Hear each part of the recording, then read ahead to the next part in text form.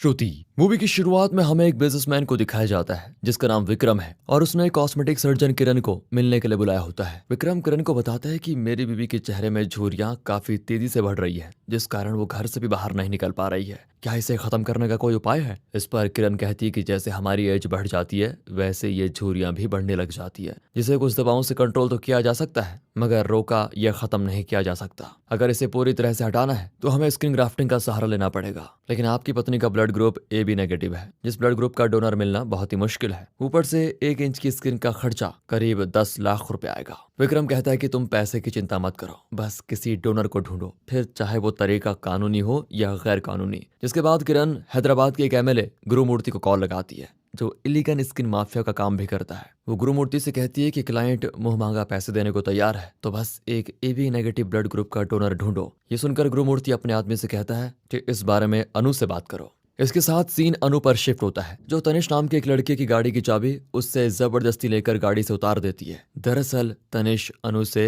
नशीला पाउडर खरीदता था जिसने कुछ पैसे नहीं चुकाए थे, इसीलिए अनु ने ऐसा किया था। अगले दिन तनिष पैसे देकर अपनी गाड़ी अनु से लेने के लिए जाता है और वो तनिष से कहती है कि सुना है तुम्हारे पिता ने तुम्हारा क्रेडिट और डेबिट कार्ड दोनों ही ले लिए हैं, अब तुम कैसे माल खरीदोगे? मेरे पास एक ऐसा काम है जिसमें अगर तुम मेरा साथ दो तो तुम्हारे 1 साल का माल का इंतजाम हो जाएगा। और इसके बाद ये सीन होता है कट और हमें 1 साल का सीन दिखाया जाता है जहां हम तनिष को देखते हैं जो कि एक अपार्टमेंट से गुस्से में बाहर आकर अपनी गाड़ी में बैठ जाता है। फिर वो गाड़ी से एक गन लेकर कुछ सोचने लगता है, मानो वो किसी को मारना चाहता हो। उसी अपार्टमेंट के एक फ्लैट में हम पूजा और श्रुति नाम की 2 लड़कियों को देखते हैं जिसमें से पूजा काफी डरी हुई थी। वो श्रुति से कहती है कि अगर उसने हमें नुकसान पहुंचाने की कोशिश की तो क्या करेंगे? जवाब में श्रुति कहती है कि तुम चिंता मत करो, सब कुछ मैं संभाल लूंगी और तुम अपना सामान वगैरह लेकर अपने घर चले जाओ। पूजा बिल्कुल ऐसा ही करती है, वो बैग वगैरह पैक करके निकल जाती है। उसके जाते ही एक अनजान आदमी श्रुति को मारने आता है, लेकिन श्रुति ही उल्टा उसके सर पर कांच की बोतल मारकर फोड़ देती है।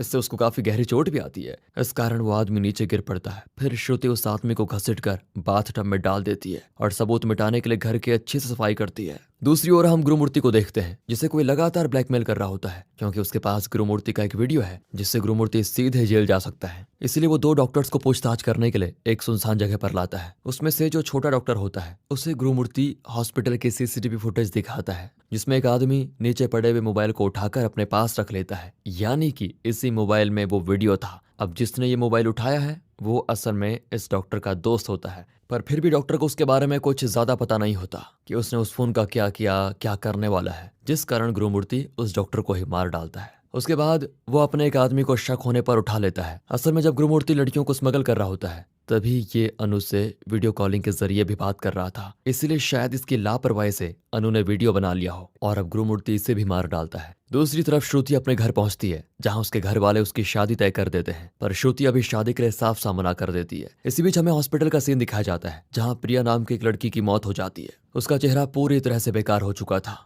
इस जगह का कंपाउंडर डॉक्टर किरण को कॉल करके कहता है कि जैसे आपने कहा था मैंने कर दिया। ये सुनकर किरण कहती है कि ठीक है, तुम जाकर एमएलए गुरुमूर्ति के यहाँ से पैसे ले लेना। इसके बाद किरण को एक पार्सल मिलता है जिसे हैदराबाद से श्रुति ने भेजा था। उसने इस पार्सल के एक तरफ थर्माकोल के अंदर फोन छिपाया था जो किरण को नहीं मिलता तो वो उसे डस्टबिन में फेंक देती है। इस फोन पर श्रुति लगातार कॉल कर रही थी जो कि कुछ देर के बाद ऑफ हो जाता है। इसके बाद श्रुति अपने घर वापस हैदराबाद के लिए निकल जाती है, जिस दौरान वो सोचने लगती है कि कैसे वो पहली बार हैदराबाद जॉब करने आई थी जिसे उसके घर वालों ने बड़े खुशी खुशी भेजा था। अब हैदराबाद में श्रुति पहले तो अपनी बहन और जीजा के घर में रहती थी जिनकी नई नई शादी हुई थी, इसलिए उनकी प्राइवेसी में दखल न हो इस कारण श्रुति एक हॉस्टल में शिफ्ट हो जाती है। हैदराबाद में श्रुति का एक बॉयफ्रेंड भी था जिसका नाम चरण होता है। उसी ने श्रुति को यहाँ जॉब भी लगवाई थी और अब जिस हॉस्टल में श्रुति शिफ्ट हुई है वहाँ की लड़कियां हॉस्टल के बाहर अपने बॉयफ्रेंड से मिलती रहती है, जिस कारण वहाँ का माहौल काफी ज्यादा खराब होता है। इसलिए श्रुति एक फ्लैट में पूजा नाम की लड़की के साथ शेयरिंग में शिफ्ट हो जाती है। उधर इसी बीच हमें उन दोनों लड़कियों को दिखाया जाता है जो गुरुमूर्ति को ब्लैकमेल कर रहे थे। उन दोनों के नाम है सनी और सूरी। वो लोग जब फोन करके गुरुमूर्ति से पैसे मंगवाते हैं तो गुरुमूर्ति के आदमी उन्हें पकड़ लेते हैं। अब गुरुमूर्ति उन दोनों से पूछता है कि तुम्हें ये फोन कहाँ मिला और इस वक्त अनु कहाँ पर है,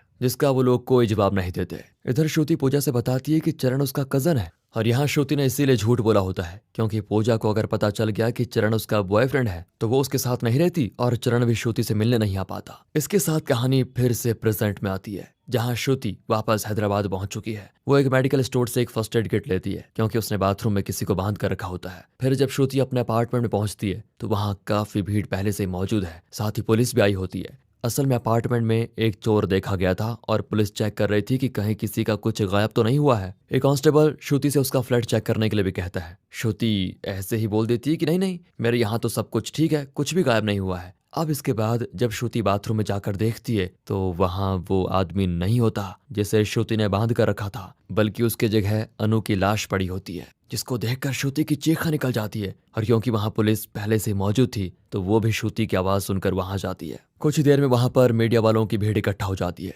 जिसके साथ इस केस की इन्वेस्टिगेशन करने के लिए एसीपी रंजीत नाम का एक ऑफिसर आता है। वहां जब गुरुमूर्ति को पता चलता है कि अनु की लाश श्रुति के फ्लैट में मिली है तो अब अगर इस केस की इन्वेस्टिगेशन हुई तो गुरुमूर्ति के इस रैकेट का पता भी पुलिस को चल जाएगा। इसीलिए वो सीनियर ऑफिसर से मिलकर इस केस को रफा दफा करने के लिए कहता है, मगर इसका कोई फायदा नहीं होता क्योंकि उधर रंजीत को पार्किंग में इकलौते सीसीटीवी कैमरे में तनिष और अनु दिखे थे, जिसमें अनु ने तनिष पर गन पॉइंट की होती है। इसलिए रंजीत तनिष से पूछताछ करता है, जो बताता है कि सर मैं अनु से माल खरीदा करता था। फिर एक दिन अनु ने मुझसे ज्यादा पैसे देने का वादा करके एक काम करने के लिए कहा, जिसके तहत मुझे प्रिया नाम की लड़की को अपने प्यार में फंसाकर उसे अनु तक पहुंचाना था। तो मैंने बिल्कुल ऐसा ही किया। पर जब मुझे प्रिया मिली तो उसकी हालत बहुत ही खराब थी। उसकी थोड़ी थोड़ी स्किन निकालने की वजह से प्रिया को स्किन कैंसर हो गया, जिस कारण उसकी एक दिन दर्दनाक मौत हो गई। और ये जब मुझे पता चला तो मैं अनु से इस बारे में बात करने गया कि आखिर तुमने प्रिया के साथ क्या किया। तो उसने मुझे उसे अपार्टमेंट में पार्किंग में बुलाया। तो अनु कहने लगी कि असल में बैंगलोर के एक बिजनेसमैन को अपनी पत्नी के लिए स्किन की जरूरत थी, तो एमएलए गुरुमूर्ति ने यह काम मुझे दे दिया। फिर तुम्हारे जरिए हमने प्रिया की स्किन निकाली और वो मर गई। ये सब बताने के बाद अनु गन दिखाकर तनिष से कहती है, तुम इन सब में ना पड़ो, नहीं तो गुरुमूर्ति तुम्हें कहीं गायब करवा देगा। तुम्हें पता भी नहीं चलेगा तुम्हारे साथ क्या हुआ है। अब तुम्हारा काम खत्म हुआ और उसकी पेमेंट भी तुम्हें मिल गई है, तो चुपचाप अपने काम से काम रखो। ये सुनकर गुस्से में तनिष अपनी गाड़ी से गन लेने आता है। यही सीन हमें शुरुआत में दिखाया गया था। पर गन लेकर जब तनिष वापस गया तो अनु वहां पर नहीं थी। उसने पूरा अपार्टमेंट छान मारा पर अनु से कहीं नहीं दिखी। तनिष से पूछताछ करने के बाद बारी आती है श्रुति की, जो कि रंजित से बताती है कि सर एक बार मैं जब अपने ऑफिस से जल्दी आ गई तो मैंने देखा कि पूजा और चरण एक बिस्तर में साथ में है। उस वक्त मैंने कुछ नहीं कहा और मैं वापस चली गई। असल में दोस्तों पूजा को श्रुति ने बताया था कि चरण उसका कजन है, इसलिए चरण दोनों के साथ एंजॉय कर रहा था। सुबह चरण जब नहीं होता तो श्रुति पूजा से जाकर सच बता देती है कि चरण मेरा कजन नहीं बॉयफ्रेंड है, उसने हम दोनों को ही धोखा दिया है। इस पर पूजा कहती है कि अगर उसे सच पता चल गया तो कहीं वो हम दोनों को नुकसान न पहुंचाए, हमें पुलिस से बता देना चाहिए। इस पर श्रुति ने पूजा से कहा कि तुम यहाँ से जाओ, मैं सब कुछ संभाल लूंगी। अब चरण को पता चल चुका था कि श्रुति उसकी असलियत जानती है, तो वो श्रुति को आकर अपने मोबाइल में कुछ वीडियोस दिखाता है जिसमें चरण के श्रुति और पूजा के साथ बिताए हुए प्राइवेट मोमेंट्स होते हैं। उनको दिखाकर चरण श्रुति को ब्लैकमेल करने लगता है। वो कहता है कि मुझे बस तुम दोनों की स्किन्स चाहिए, इसीलिए मैंने ये सब कुछ किया। यानी कि चरण भी गुरुमूर्ति के लिए ही काम करता है। यहाँ जब श्रुति नहीं मानी तो चरण ने उसे मारने की कोशिश की और उल्टा श्रुति ने उसे मारकर बेहोश कर दिया। फिर उसे बाथरूम में टब में रखा। फिर श्रुति ने कॉस्मेटिक सर्जन किरण का एड्रेस चरण के मोबाइल में देखा तो उसने चरण के फोन को चिपकाकर बैंगलोर किरण के एड्रेस पर कुरियर कर दिया। यही पैकेज किरण को शुरू में मिला था। श्रुति ने ऐसा इसीलिए किया ताकि पुलिस जब चरण को तलाश करे तो उन्हें लगे कि चरण बैंगलोर में है। अब वो आगे कहती है कि जब मैंने अपने अपार्टमेंट में आकर देखा तो वहां पर चरण नहीं था बल्कि अनु की लाश थी। अब यहाँ रंजित पूछता है कि क्या आप चरण को बंदी बनाने के बाद लॉक खुला छोड़कर कहीं गई थी। इस पर श्रुति कहती है कि हाँ, मेरे बगल की एक आंटी सीढ़ियों से गिर गई थी तो मैं उनकी मदद करने के लिए गई थी, लॉक खुला छोड़कर। हाँ, मतलब कि उसी वक्त चरण निकला होगा। इस पर रंजित बताता है कि चरण असल में जब पीछे के रास्ते से जा रहा था तब वो सीसीटीवी में कैद हो गया, यानी कि साबित हो चुका था कि चरण ने ही अनु को मारा है। इसीलिए रंजित श्रुति को छोड़ देता है। इसके बाद उसे उसका जीजा पुलिस स्टेशन लेने आता है। अब रंजित का सीनियर भी एमएलए से मिला हुआ था तो वो रंजित से केस की डिटेल्स मांगता है। रंजित बताता है कि ऊपर से देखा जाए तो ये केस बहुत ही सिंपल है। जिस वक्त श्रुति ने चरण को बाथटब में बांध दिया उसके बाद वो पड़ोस में चली गई, तभी वहां पर अनु आती है क्योंकि उसे पता था कि चरण श्रुति और पूजा को लेने गया है। वहां उसने चरण को जब उस हालत में देखा तो उसे खोल दिया। फिर चरण और अनु में श्रुति को लेकर बहस हो गई और गुस्से में चरण अनु को मारकर वहां से भाग गया। हमें चरण की उंगलियों के निशान एक रॉड पर मिले हैं जिससे अनु को मारा गया है। अब उस वक्त चरण घायल था तो वो नजदीक किसी हॉस्पिटल में गया होगा, लेकिन हमें हॉस्पिटल में ऐसा कोई भी रिकॉर्ड नहीं मिला। चरण कहाँ गया पता नहीं, उसे ढूंढना भी बाकी है। बट चरण और अनु एक बड़े माफिया के लिए काम करते हैं, जो कि कोई और नहीं बल्कि गुरुमूर्ति है। यहाँ एमएलए का नाम सुनते ही सीनियर कहता है कि तुम गलती से भी उसका नाम न लेना, वो रूलिंग पार्टी का एमएलए है। मैं कल चरण को साइकोपैथ डिक्लेयर कर दूंगा, मीडिया के सामने सबको बता दूंगा। इसके साथ सब कुछ शांत हो जाएगा। अब यहाँ ये चीज रंजित को पता थी कि श्रुति की जान को खतरा है, क्योंकि गुरुमूर्ति कोई सबूत नहीं छोड़ना चाहेगा।